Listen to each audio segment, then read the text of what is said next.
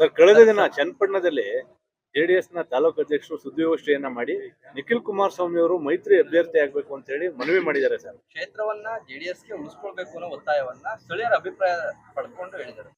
ನಿನ್ನೆ ದಿನ ನಾನು ನೋಡಿದೆ ಮಾಧ್ಯಮದಲ್ಲಿ ಚನ್ನಪಟ್ಟಣ ತಾಲೂಕಿನ ಅಧ್ಯಕ್ಷರು ಜಯಮುತ್ರು ಅವರ ನೇತೃತ್ವದಲ್ಲಿ ಹಲವಾರು ಮುಖಂಡರುಗಳು ಕಾರ್ಯಕರ್ತರುಗಳು ನಿನ್ನೆ ಪತ್ರಿಕಾಗೋಷ್ಠಿಯನ್ನ ಮಾಡಿರ್ತಕ್ಕಂಥದ್ದನ್ನ ನಿಮ್ಮ ಮಾಧ್ಯಮದಲ್ಲಿ ನಾನೇ ಗಮನಿಸಿದ್ದೇನೆ. ಬಹುಶಃ ಜೆಡಿಎಸ್ ಚಿಹ್ನೆ ಅಡಿ ಅಭ್ಯರ್ಥಿ ಕಣಕ್ಕಿಳಿಬೇಕು ಅಂತಕ್ಕಂಥದ್ದು ಜನತಾದಳ ಪಕ್ಷದ ಮುಖಂಡರುಗಳು ಕಾರ್ಯಕರ್ತರುಗಳ ಒಂದು ಭಾವನೆ, ಒಂದು ಅಭಿಲಾಷವನ್ನ ಹೊರಗಾಕಿರ್ತಕ್ಕಂಥದ್ದು. ಬಟ್ ನಾನು ಅನೇಕ ಸಂದರ್ಭದಲ್ಲಿ ಹೇಳಿದ್ದೀನಿ, ನಮ್ಮ ಜೆಡಿಎಸ್ ಪಕ್ಷ ಹಾಗೂ ಭಾರತೀಯ ಜನತಾ ಪಾರ್ಟಿಯ ರಾಜ್ಯದ ಮುಖಂಡರುಗಳು ಕೆಲವೊಂದಷ್ಟು ವರದಿಗಳನ್ನ ಸಂಗ್ರಹಣೆ ಮಾಡಿ ಅದನ್ನ ರಾಷ್ಟ್ರ ಮಟ್ಟಕ್ಕೆ ಇವತ್ತು ದೆಹಲಿಗೆ ಕಳಿಸ್ಕೊಟ್ಟು ಅಂತಿಮವಾಗಿ ಯಾವುದೇ ಘೋಷಣೆಗಳಾಗ್ಲಿ, ನಿರ್ಧಾರಗಳಾಗ್ಲಿ, ತೀರ್ಮಾನಗಳಾಗ್ಲಿ ಆಗ್ಬೇಕಾಗಿರ್ತಕ್ಕಂಥದ್ದು ದೆಹಲಿಯ ಮಟ್ಟದಲ್ಲಿ. ಕಾರಣ ನಾವು NDA ಮೈತ್ರಿಕೂಟದ ಭಾಗವಾಗಿರ್ತಕ್ಕಂಥದ್ದು. ಅದಕ್ಕೆ ಕಾರಣ ಅದನ್ನು ತಾವು ಗಮನಿಸಿದಿರಿ. ಲೋಕಸಭಾ ಚುನಾವಣೆ ಸಂದರ್ಭದಲ್ಲೂ ಕೂಡ ಯಾವುದೇ ಗೊಂದಲಕ್ಕೆ ಎಡೆ ಮಾಡಿಕೊಟ್ಟಿಲ್ಲ. ಆದ್ರೆ ಇಲ್ಲಿ ಸಾಮಾನ್ಯವಾಗಿ ಒಂದ್ ಕಡೆ CP ಯೋಗೇಶ್ವರ್ ಅವರು ಕೂಡ ಅವ್ರದಾದಂತ ಒಂದು ಬೆಂಬಲಿಗರ ಒಂದು ಪಡೆಯನ್ನ ಇಟ್ಕೊಂಡಿರ್ತಕ್ಕಂಥದ್ದು. ಜೊತೆಯಲ್ಲಿ ಕಳೆದ 2 ಬಾರಿ ಕೂಡ ವಿಧಾನಸಭಾ ಚುನಾವಣೆಯಲ್ಲಿ ಮಾನ್ಯ ಕುಮಾರಣ್ಣ ಅವರ ಅನುಪಸ್ಥಿತಿಯಲ್ಲಿ ಅಂತಾನೆ ಹೇಳ್ಬೇಕಾಗ್ತದೆ. ಯಾಕೆಂದ್ರೆ ಎಂದು ಕೂಡ ಕುಮಾರಣ್ಣ ಅವರು ಚುನಾವಣಾ ಪ್ರಚಾರಕ್ಕೆ ರಾಮನಗರಕ್ಕೂ ಬಂದಂತವ್ರಲ್ಲ, ಚನ್ನಪಟ್ಟಣಕ್ಕೂ ಹೋದಂತವ್ರಲ್ಲ. ಅವರ ಅನುಪಸ್ಥಿತಿಯಲ್ಲಿ ಪಕ್ಷದ ಪ್ರಾಮಾಣಿಕ ಕಾರ್ಯಕರ್ತರುಗಳೇ ಚುನಾವಣೆಯನ್ನ ಪಕ್ಷದ ಪರವಾಗಿ ಮಾನ್ಯ ಕುಮಾರಣ್ಣ ಅವರ ಗೆಲುವಿಗೆ ಮಾಡಿರ್ತಕ್ಕಂಥದ್ದು. ಹಾಗಾಗಿ ಸಾಮಾನ್ಯವಾಗಿ ಅವರಲ್ಲೂ ಕೂಡ ಇಲ್ಲ, ಇದು JDS ಚಿಹ್ನೆ ಅಡಿ ಏನಾದ್ರೂ ಅಭ್ಯರ್ಥಿ ಏನಾದ್ರೂ ಫೈನಲೈಸ್ ಆದ್ರೆ ಅವರ ಒಂದು ಭಾವನೆಗಳು ಅವ್ರನ್ನು ವ್ಯಕ್ತಪಡಿಸಿದ್ದಾರೆ ಅಷ್ಟೇ. ಅಂದ್ರೆ ಸರ್, ನಿಖಿಲ್ ಅವರೇ ಸ್ಪರ್ಧೆ ಮಾಡ್ಬೇಕು ಅಂತ ಹೇಳಿ ಒತ್ತಾಯ ಮಾಡುವಂತದ್ದು ಸರ್. ನೋಡೋಣ, ನಾನು ಈಗ ತಾನೇ ಪ್ರಾರಂಭದಲ್ಲಿ ಮಾತನಾಡ್ಬೇಕಾದ್ರೆ ಹೇಳಿದೀನಿ, ಕೋರ್ ಕಮಿಟಿನಲ್ಲಿ ಸೇರಿದಂತ ಸಂದರ್ಭದಲ್ಲಿ ನನಗೆ ಒಬ್ಬ ಯುವ ಘಟಕದ ರಾಜ್ಯಾಧ್ಯಕ್ಷನಾಗಿ ಇವತ್ತು ಪಕ್ಷ ನನಗೆ ನೇಮಕಾತಿ ಮಾಡಿದ್ದಾರೆ. ನಂದಾದಂತ ಜವಾಬ್ದಾರಿಗಳಿದೆ. ನಾನು ಸಂಘಟನೆಗೆ 4 ವರ್ಷಗಳ ಕಾಲ ಇಡೀ ರಾಜ್ಯಾದ್ಯಂತ ಪ್ರವಾಸ ಮಾಡಬೇಕು. ತಳಮಟ್ಟದಿಂದ ಕಾರ್ಯಕರ್ತರು ಈಗಾಗಲೇ ಅತ್ಯಂತ ಹುಮ್ಮಸ್ಸಿನಲ್ಲಿದ್ದಾರೆ.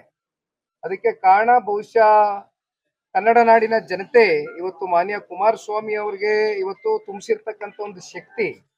ಇವತ್ತು ಕೇಂದ್ರದ ಸಚಿವರಾಗಿ ಮಾನ್ಯ ಕುಮಾರಣ್ಣ ಅವರು ಕೂಡ ಈಗೇನು 1.5 ತಿಂಗಳಿಂದ ನಿರಂತರವಾಗಿ ಅವರ ಕೆಲಸವನ್ನ ಅತ್ಯಂತ ಕಾರ್ಯೋನ್ಮುಖರಾಗಿ ಕೆಲಸವನ್ನ ಪ್ರಾರಂಭ ಮಾಡಿದ್ದಾರೆ.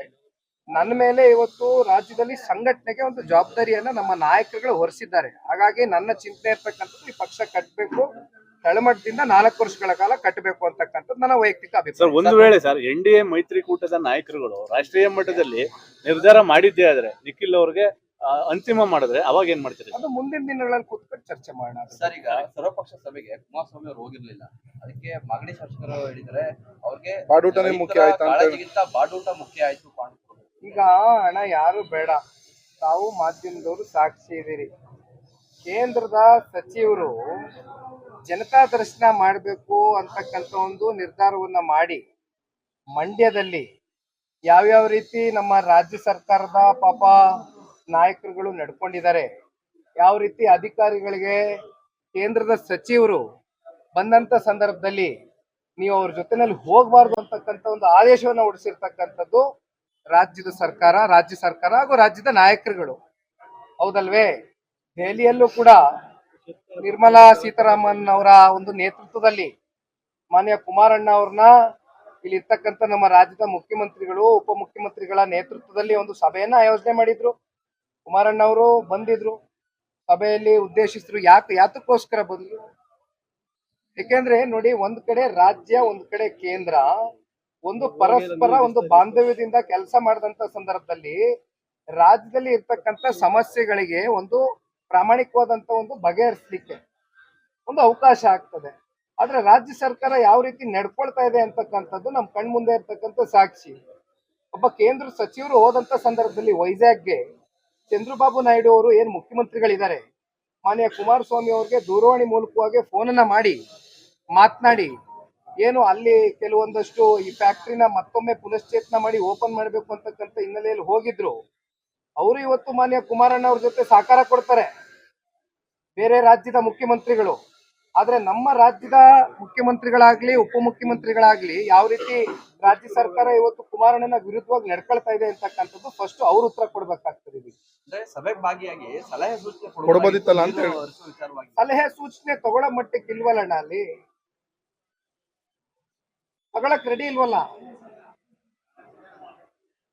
ಮಾತಾಡೋಣ ಸರ್, ಈಗ ಡಿ ಕೆ ಶಿವಕುಮಾರ್ ಅವ್ರು ಹೇಳಿದ್ರೆ ಎಚ್ ಡಿ ಕುಮಾರಸ್ವಾಮಿ ಅವ್ರಿಗೆ Open ಸವಾಲು. ಕಂಡ್ರೆ ಅಸೂಯೆ, ಅವ್ರಿಗೆ ನೇರವಾಗಿ ಚರ್ಚೆಗೆ ಬಂದ್ರೆ ಅವ್ರಿಗೆ ಉತ್ತರ ಕೊಡ್ತೀವಿ, ಡಿಬೇಟ್ ಮಾಡಿ ಬನ್ನಿ ಅಂತ ಸವಾಲ್ ಹಾಕಿದ್ದಾರೆ.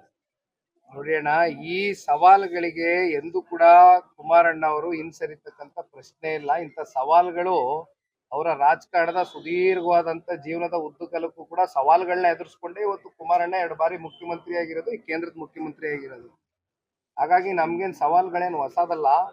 ಆದ್ರೆ ದಯಮಾಡಿ ಬಹುಶಃ ಇತ್ತೀಚಿನ ಏನು ಲೋಕಸಭಾ ಚುನಾವಣೆಯ ಒಂದು ಫಲಿತಾಂಶ ಬಹುಶಃ ಒಂದ್ ರೀತಿ ಹತಾಶರಾಗಿದ್ದಾರೆ. ಒಂದ್ ಪ್ರಶ್ನೆ ಕೇಳ್ತೀನಿ ಯುವಕನಾಗಿ, ಒಂದ್ ಸೋಲ್ಗೆ ಇಷ್ಟು ಹತಾಶರಾಗ್ಬಿಟ್ರೆ, ನನ್ನನ್ನ 2 ಬಾರಿ ಒಬ್ಬ ಯುವಕನ್ನ 2 ಬಾರಿ ಜೊತೆನಲ್ಲೇ ಇದ್ದು ಮಾನ್ಯ ದೇವೇಗೌಡರು ಸಾಹೇಬ್ರನ್ನ ತುಮಕೂರಲ್ಲಿ ಜೊತೆಲೇ ಇದ್ದು ಕುತ್ತಿಗೆ ಕುಯ್ದ್ರಿ, ಸೋಲ್ಸಿದ್ರಿ. ಜೊತೆಲೇ ಇದ್ದು ಮಂಡ್ಯದಲ್ಲಿ ಒಬ್ಬ ಯುವಕನ್ ಸೋಲ್ಸಿದ್ರಿ. ಆದ್ರೆ ಅವತ್ತು ಮಾನ್ಯ ಕುಮಾರಣ್ಣ ಅವ್ರು ನೆನ್ಸ್ಕೊಳ್ಬೇಕಾಗ್ತದೆ, ಉಪಮುಖ್ಯಮಂತ್ರಿಗಳು ಇಲ್ಲೇ ನಮ್ಮ ರಾಮನಗರದ ನಾಯಕರುಗಳು ಇದ್ದಾರೆ ಜೊತೆನಲ್ಲಿ. ಒಂದು ಕರೆ ಕೊಟ್ಟರು ಕುಮಾರಣ್ಣ ಅವರು, 19ರಲ್ಲಿ ಯಾವುದೇ ಕಾರಣಕ್ಕೂ ನಾವು ಒಗ್ಗಟ್ಟಾಗಿ ಚುನಾವಣೆಯನ್ನ ಎದುರಿಸ್ತಾ ಇದ್ದೇವೆ.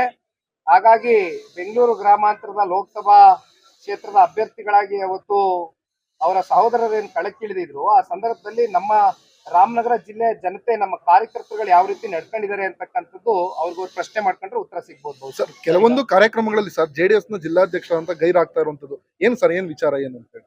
ಎಂ ಮಂಜುನಾಥ್ ಅವರು ಇಲ್ಲ, ಎ ಮಂಜಣ್ಣ ಅವರು ಶ್ರೀಲಂಕಾಗ್ ಹೋಗಿದ್ದಾರೆ, ನನ್ನ ಜೊತೆ ಫೋನ್ ಸಂಪರ್ಕದಲ್ಲೇ ಇದ್ದಾರೆ. ಬಟ್ ಶ್ರೀಲಂಕಾಗೇನೋ ಅವರು ಒಂದು ವೈಯಕ್ತಿಕ ಕಾರ್ಯಕ್ರಮಕ್ಕೇನೋ ಹೋಗಿದ್ರು. ಸರ್, ಈಗ ನಿಮ್ಗೆ ರಾಜ್ಯಾಧ್ಯಕ್ಷ ಸ್ಥಾನ ಕೊಡ್ಬೇಕು ಅಂತ ನೋಡಿದ್ದಾರೆ, ಅದಕ್ಕೂ ಮುಂಚೆ ಟಾಸ್ಕ್ ಏನು?